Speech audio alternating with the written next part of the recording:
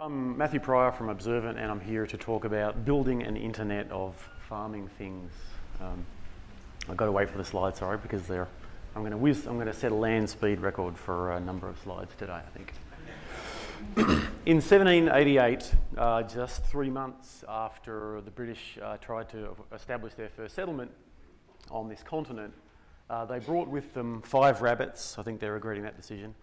They had 7 horses, 7 cattle, 18 turkeys, 29 geese, 29 sheep, 35 ducks, 74 pigs, and 209 chooks.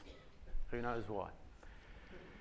So that was the beginnings of coming to what to the British was a new continent and thinking about it as an agricultural production system.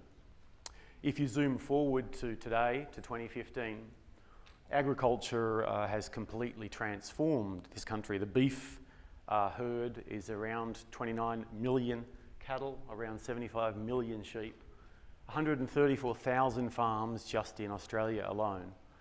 99% of those, surprisingly, are family owned. 93% of the domestic food supply is provided by Australian farms. Approximately every farmer in Australia feeds 600 people every day. 150 of those people live in Australia, 450 of those people live outside of the country. It generates roughly $43 billion a year in food value production, covers essentially 400 million hectares, which is 51% of the land mass of the country. So we're talking about transformation, and you think in that, short couple of centuries, an amazing, really terraforming of the continent has already taken place. So why would we think about building an internet of farming things? Well, the reason is because in that time, and in fact has been mentioned a couple of times today, population of the planet hasn't stopped growing. It's heading toward 9 billion people by 2050, approximately requiring a 70% increase in food production in that time just to keep up with population growth. We've discussed today that technology has a big role to play. Precision agriculture has a big role to play in driving agricultural productivity. But what might that look like? We talked a lot again today about capturing information, and particularly in agriculture, that's very important, even down to the plant level, possibly, and there are many new sensors that are enabling all kinds of different measurements. We need to collect that data and aggregate it.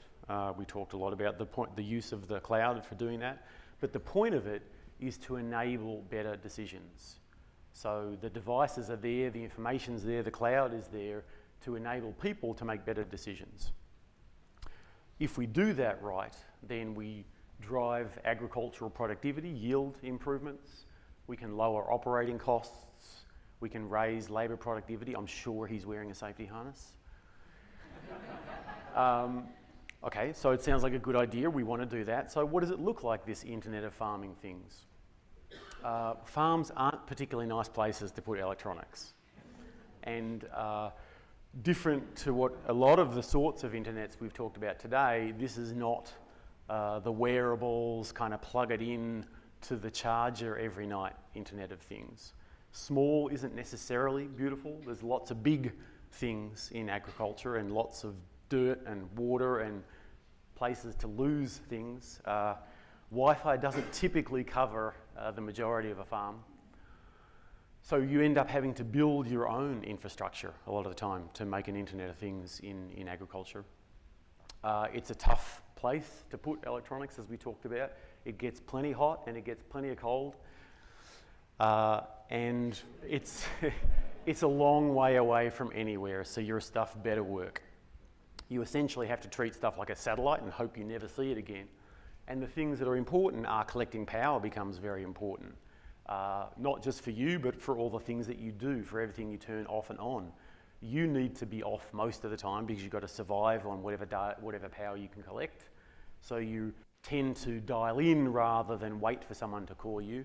Needing to be plugged in at 2 o'clock in the afternoon, like most of your supposed smartphones do, doesn't cut it.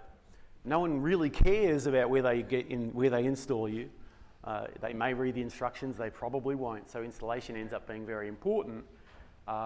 And people tend to use whatever they can find to install stuff.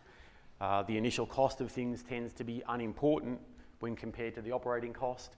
And as a business, your cost to serve and support your customers becomes the critical factor in your business model. Things like warranty and all those things become important. I'm whizzing through these slides at a rate of knots. I'm trying to compress 15 years of experience into 5 minutes, and you have to go through trusted sources. Subscription business models are very different to farmers and require a lot of education, and you tend to want to deliver things incrementally. We talked about agile. Big data is hugely important, but you have to deliver the information in ways that farmers can get used to, drilling things down to just the essential details, and mapping, as we talked about today, is also very important. Privacy is critical. Unlike a lot of other people, you're talking about highly competitive information, and farmers will not willingly share that. You have to balance public and private good in terms of the role of government. There are plenty of good examples of how farmers do willingly share information, but not in the way that Google might want to share your browsing history. I think in terms of the role of government, it's about stimulate, not commercialising, and I'll probably get a slap for that. But driving infrastructure, we talked about frameworks, we talked about standards, and those are all fantastic things for government to be involved in. Most of all, set data free and give it a RESTful API. All right, thank you very much.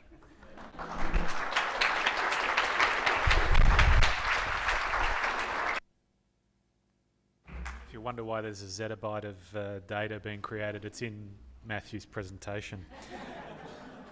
Well done, Matt. That was pretty quick. I think, I know we're still on time, but why don't we make time for a couple of questions for Matthew, because I think he's got a really interesting topic. So does anyone like to ask Matthew a question? Yeah. We've got a mic this time, so we'll run it down to you. Thanks, Matt. Great presentation, Matthew. What exactly do you do? Did you miss that part? Yeah, sorry about that. Essentially, our job is to, well, actually, the gentleman from Intel, I forgot his name. Brian. Talked about turning analytics into action. Oh, sorry, there you are, Brian.